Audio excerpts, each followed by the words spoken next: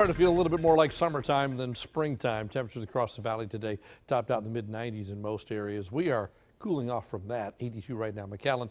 77 in Raymondville, 78 at Port Isabel at this hour. Brownsville, 78 degrees as well. You can see there's 83 at this hour in Rio Grande City. Dew points close to 70 still, a little higher in Cameron, Willacy counties, a little lower when you get back into Starr County. We'll put an average still of about 70 on the muggy meter, so it is certainly humid out there tonight and likely to stay that way for a while.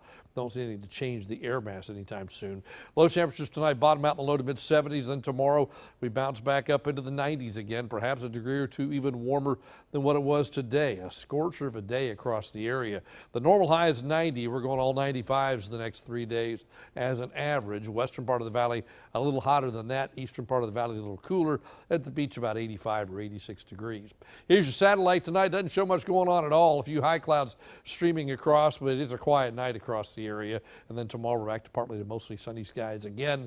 And we do the whole process over again on Thursday. We start with mild conditions and end up with mostly sunny conditions. And the bottom line is we're dry, dry, dry Wednesday, Thursday, Friday, and beyond.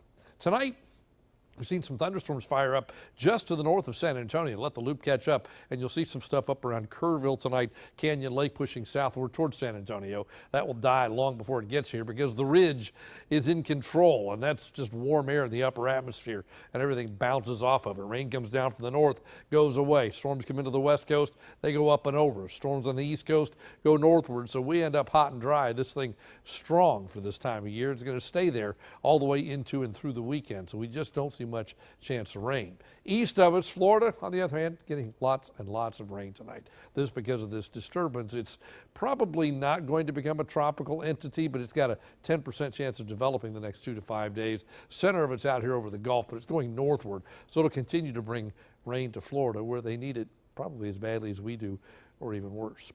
At the bay here, southeast winds 15 to 20 knots, moderate chop on the bay. UV's extreme, surf temperature 77, the bay's 81, high at the island tomorrow around 85 degrees. So for tonight, 72, partly cloudy and warm and muggy.